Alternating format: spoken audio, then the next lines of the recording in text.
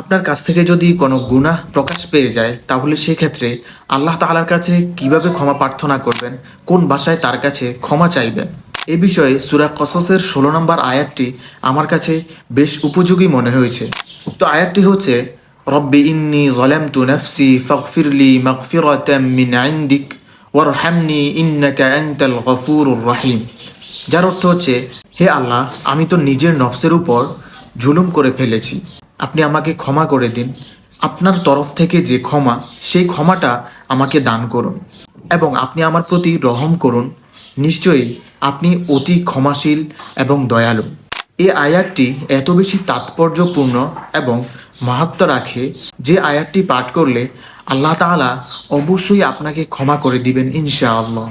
সুতরাং গুনাহ করার পর এই আয়াতের মাধ্যমে ক্ষমা প্রার্থনা করাই সবচেয়ে বেস্ট মনে হয়েছে আমার কাছে। তাই আপনাদের সাথে বিষয়টি শেয়ার করলাম। আপনারাও যখন আল্লাহ তাআলার কাছে ক্ষমা প্রার্থনা করবেন তখন এই আয়াতটি অবশ্যই পাঠ করবেন। আর ভিডিওটি ভালো লাগলে অবশ্যই শেয়ার করে দিবেন, যাতে অন্য মানুষরাও এই ভিডিও দেখে আমল করতে পারে এবং তাদের গুনাহ থেকে আল্লাহ তাআলার কাছে ক্ষমা চাইতে পারে। জাযাকুমুল্লাহ। আসসালামু আলাইকুম।